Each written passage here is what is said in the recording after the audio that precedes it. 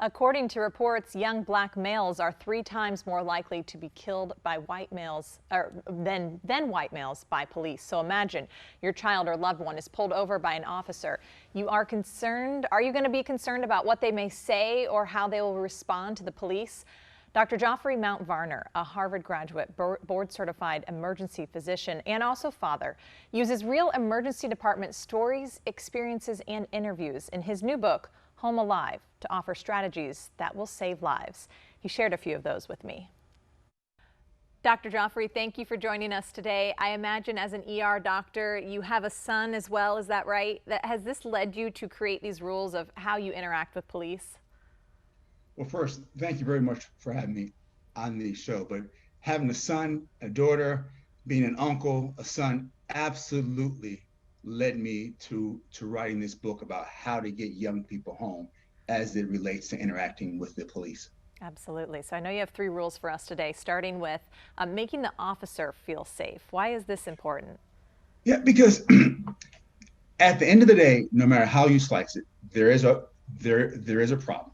And so while we're fixing this problem, everyone's got to do their part, including us. So my research has shown that often the officer is scared. So the first thing that we can do is to make the officer feel safe from the moment he pulls us over. Mm-hmm.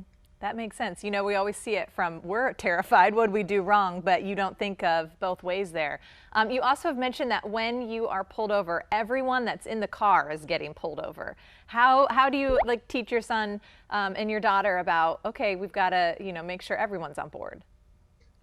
That's an excellent one. That's an important one. I teach them, know who you are allowing in your car and have rules for them. Because when you're pulled over, if there's someone mouthing off in the back seat, that escalates the situation. Just like there's certain people you don't let in your house, there's certain people that you should not ride with or let in your car.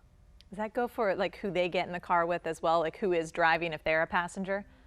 Absolutely. And we all have friends, people who we just know that perhaps we shouldn't drive with them. And that's okay. They can still be our friends, but it doesn't mean that we need to get in the car with them. Yeah.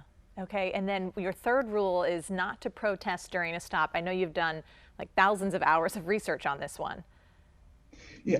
In my thousands of hours of research, I did not run across one case where protesting on the side of the road, no matter if you were right or wrong, where that protester got justice. So your goal is to make it home alive. And then once you make it home alive, you protest in whatever means that you find necessary. Then you go. And do you bring your parents into that discussion at that point, or whoever's there with the family? Well, actually, think about it. If you're home, you can bring everybody. You can bring the parents, your principal, clergy. The world is yours. You have control now because you made it home, and now you can deal with this in the best possible way.